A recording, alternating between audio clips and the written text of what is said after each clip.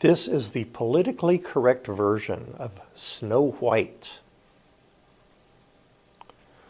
Once there was a young princess who was not at all unpleasant to look at and had a temperament that many found to be more pleasant than most other people's. Her nickname was Snow White, indicative of the discriminatory notions of associating pleasant or attractive qualities with light and unpleasant or unattractive qualities with darkness. Thus, at an early age, Snow White was an unwitting, if fortunate, target for this type of colorist thinking. When Snow White was quite young, her mother was suddenly stricken ill, grew more advanced in non-health, and finally was rendered non-viable. Her father, the king, grieved for what can be considered a healthy period of time. Then he asked another woman to be his queen. Snow White did her best to please her new mother of step, but a cold distance remained between them.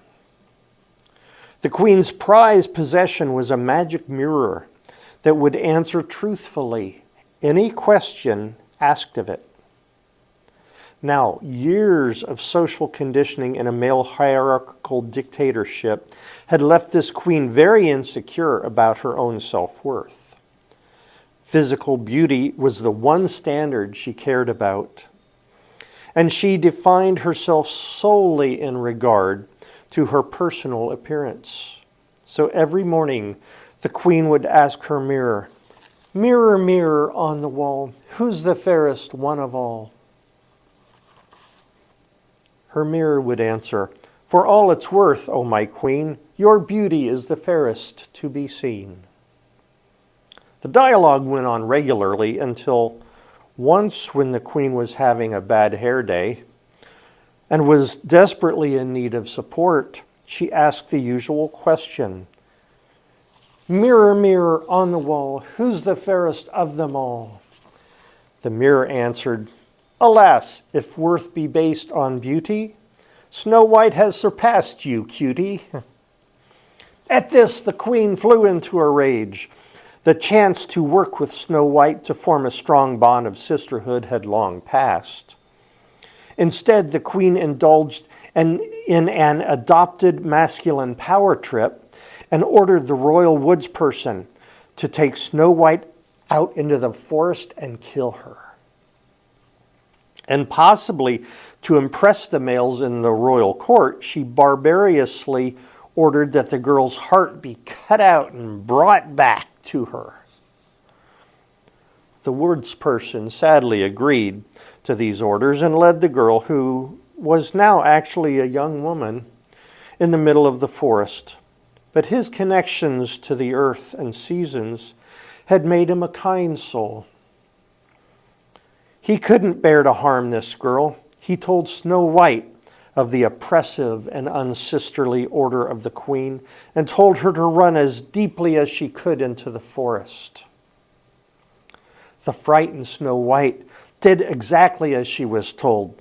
The woodsperson, fearing the queen's wrath but unwilling to take another life, merely to indulge her vanity, went into town and had the candy maker concoct a heart out of red marzipan. When he presented this to the queen, she hungrily devoured the heart in a sickening display of pseudo-cannibalism. Meanwhile, Snow White ran deep into the woods. Just when she thought she had fled as far as she could from civilization and its unhealthy influences, she stumbled upon a cottage. Inside, she saw 7 tiny beds, set in a row and all unmade. She also saw 7 sets of dishes piled high in the sink, dirty dishes, and 7 Barca loungers in front of 7 remote-controlled televisions. She surmised that the cottage belonged to either 7 little men or 1 sloppy numerologist. The beds looked so inviting that the tired youngster curled up on one of the beds and immediately fell asleep. When she awoke several hours later, she saw the faces of 7 bearded men, vertically challenged, surrounding her bed. She sat up with a start and gasped. One of the men said, "You see that? Just like a flighty woman, resting peacefully 1 minute, up and screaming the next." "I agree," said another. "She'll disrupt our strong bond of brotherhood and create competition among us for her affections." One said, "I say we throw her into the river in a sack full of rocks." The other said, "I agree, but we should get rid of her. But why degrade the ecology? Let's just feed her to a bear or something and let her become part of the food chain." They all agreed, "Here, here, here." "Sound thinking, brother." When Snow White finally regained her senses, she begged, "Please, please don't kill me. I meant no harm by sleeping on your bed. I thought no one would ever notice." "Ah, you see," said one of the men, "female preoccupations are already surfacing. She's complaining that we don't make her bed." "Kill her, kill her, kill her," they chanted. "Please, no. I have traveled so deeply into these woods because my mother of Steppe, the queen, ordered to have me killed." See that internecine female vindictiveness? Don't try to play the victim with us, kid. "Quiet," boomed one of the men, who had flaming red hair and a non-human animal skin on his head. Snow White quickly realized that he was their leader, and her fate rested in his hands. "Explain yourself. What's your name? And why have you really come here?" "My name is Snow White, sir," she began, "and I've already told you. My mother of Steppe, the queen, ordered a wood person to take me into the woods and kill me. But he took pity and told me to run away into the woods just as far as I could." "Just like a woman," grumbled one of the men under his breath. "Get a man to do her dirty work." The leader held up his hand for silence. "Well, Snow White, if that's your story, I guess we'll have to believe you." Snow White was beginning to resent this treatment, but tried not to let it show. "And who are you guys anyway?" "We are known as the 7 Towering Giants," said the leader. Snow White suppressed a giggle, and it did not go unnoticed. The leader continued, "We are towering in spirit, and so are giants among the men of the forest. We used to earn our living by digging in our mines, but we decided that such a rape of the planet was immoral and short-sighted. Besides, the bottom fell out of the metals market. So now we are dedicated stewards of the earth and live here in harmony with nature. To make ends meet, we also conduct retreats for men who need to get in touch with their primitive masculine identities." "So what does that involve?" asked Snow White, "aside from drinking milk straight out of the carton?" "Your sarcasm is ill-advised," warned the leader of the 7 Towering Giants. "My fellow giants want to get rid of your corrupting feminine presence. And I might not be able to stop them. Understand? My men, we must speak our hearts openly and honestly. Let us adjourn to the sweat lodge." The 7 little men scampered out the front door, whooping and stripping off their clothes. Snow White didn't know what to do while waiting, for fear of stepping on anything that might be scurrying about amid the debris on the floor, so she stayed on the bed, although she did manage to make it without ever stepping off. Snow White heard drumming and shouts, and soon after, the 7 Towering Giants came back into the cottage. They didn't smell as bad as she thought they would, and thankfully they all were wearing loincloths at this point. "Ah! Look what she's done to my bed! I want her out of here. I want to change my vote. Calm down, brother, said the leader. Don't you see, this is just what we're talking about. Contrasts. We can better measure our progress as true men if there is a female around for comparison. The men grumbled to them among themselves about the wisdom of this decision. But Snow White had enough. I resent being kept around like an object, just a yardstick for your egos and penises. Fair enough, said the leader. You're free to make your way back through the woods. Give our regards to the Queen. Well, I guess I can stay until I figure out a new plan, she said. Very well, said the leader, but we have a few ground rules. No dusting, no straightening up, and no rinsing out our underwear in the sink. And no peeking in the sweat lodge. And stay away from our drums. Meanwhile, back at the castle, the Queen rejoiced at the thought that her rival in beauty had been eliminated. She puttered around her boudoir, reading Glamour and Elle, and indulging herself with 3 whole pieces of chocolate without purging. Later, she confidently strolled to the mirror and asked the same question, Mirror, mirror on the wall, who's the fairest one of all? The mirror answered, Your weight is perfect for your shape and height, but for sheer oomph, you can never beat Snow White. At this news, the Queen clenched her fist and screamed at the top of her lungs. For years, her insecurities had been eating away at her until now they turned into someone who was morally out of the mainstream. With cunning and malice, she began to devise a plan to ensure the non-viability of her daughter of Step. A few days later, Snow White, to be sure she didn't touch or rearrange anything, was meditating on the floor in the middle of the cottage. Suddenly, there was a knock on the door. Where am I at?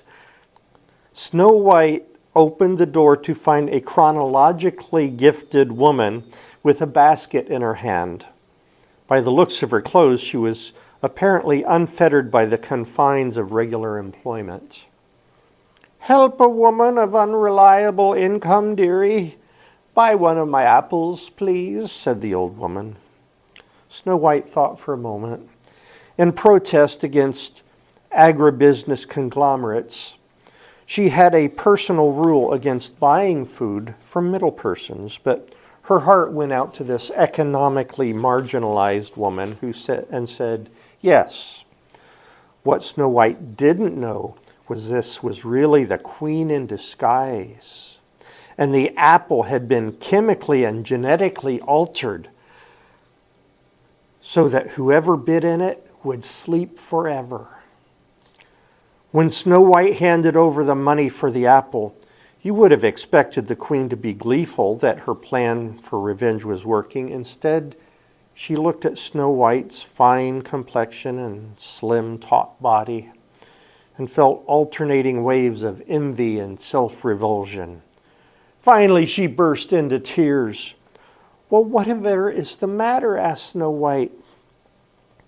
You're so young and beautiful, sobbed the disguised Queen, and I'm so horrible to look at and getting worse. You shouldn't say that. After all, beauty comes from inside a person. I've been telling myself that for years, and I still don't believe it. How do you stay in such perfect shape? Well, I meditate, work out in step aerobics 3 hours a day, and eat only half portions of anything placed in front of me. Would you like me to show you how? Oh, yes, please, said the Queen. So they started out with 30 minutes of sampled Hatha yoga meditation, then worked out the step for another hour. As they relaxed afterwards, Snow White cut her apple in half and gave a piece to the Queen. Without thinking, the queen bit into it, and both of them fell into a deep, deep sleep. Later that day, the towering 7 giants returned from their retreat in the woods, elaborately decked out in animal skins, feathers, and mud. With them was a prince from a nearby kingdom who had come on this male retreat to find a cure for his impotence, or as he preferred to call it, his involuntary suspension of phallocentric activity. They were all laughing and high-fiving until they saw the bodies and stopped short. "What has happened?" asked the prince. "Apparently our house guest and this other woman got into some sort of cat fight and killed each other," surmised one of the giants. "If they thought that by doing this they could make us slaves to our weaker emotions, they're wrong," fumed another. "Well, as long as we have to dispose of them, let's practice one of those Viking funerals we've all been reading about. You know, this might sound a little sick, but I trust you guys," said the prince. "I find that younger one attractive, extremely attractive. Would you fellas mind waiting outside while I—" "Stop right there," said the leader of the giants. "Those half-eaten apple pieces. That filthy costume, this has all of the earmarks of some sort of magic spell. They're not really dead at all." "Whew," said the prince. "That makes me feel better. So could you guys, take 5 and let me—" "Hold it, Prince. Does Snow White make you feel like a man again?" "She certainly does. Now, could you guys please give me about 5 minutes? Don't touch her. You'll break the spell." The leader thought for a minute and said, "My brothers, I see economic possibilities arising from this. If we kept Snow White around here in this state, we could advertise our retreat as impotency therapy." The giants nodded in agreement with this idea, but the prince interrupted. "What about me? I've already paid for the retreat. Why don't I get to take the cure?" "No dice, Prince," said the leader. "You can look, but you can't touch. Otherwise, you'll break the spell. Tell you what, though, you can have the other one if you want. I don't want to sound classist, but she's not high enough caliber for me." "That's pretty big talk for a man shooting blanks," said one of the giants, and everybody but the prince laughed. The leader said, "Come on, brothers, let's lift these 2 off the floor and decide how we can best put them on display." It took 3 giants for each female, but they managed to get both bodies aloft. As soon as they did, however, the pieces of poisoned apple fell from the mouths of Snow White and the queen, and they awoke from the spell. "What do you think you're doing? Put us down!" they shouted. The giants were so startled, they almost dropped both women onto the floor. "That was the most sickening thing I've ever heard," shouted the queen, offering us around like pieces of property. "And you," said Snow White to the prince, "trying to make out with a girl in a coma? Yuck!" "Hey, don't blame me," said the prince. "It's a medical condition." The leader of the giants said, "Don't start tossing blame around. You both broke onto our property in the first place. I could call the police." "Don't try it, Napoleon," said the queen. "This forest is property of the crown. You are the ones who are trespassing." This rejoinder caused quite a stir, but not as big as a commotion as when the queen warned, "And another thing, while we were immobile, you all blathered on in your own sexist way. I had a personal awakening. From now on, I'm going to dedicate my life to healing the rift between women's souls and their bodies. I'm going to teach women everywhere to accept their natural body images and become whole again. Snow White and I are going to build a women's spa and conference center on this very spot, where we can hold retreats, caucuses, and ovariums for the sisters of the world. There was so much shouting and name-calling, but the queen eventually had her way. Before the 7 towering giants could be evicted from their home, however, they packed up their sweat lodge and moved deeper into the woods. The prince stayed on at the spa as a cute but harmless tennis pro. And Snow White and the queen became good friends and earned worldwide fame for their contributions to sisterhood. The giants were never heard from again, save for little muddy footprints that were sometimes found in the morning outside the window of the spa's locker room. I'm Robert Andrews. This was Reader's Theater. Thanks for joining us.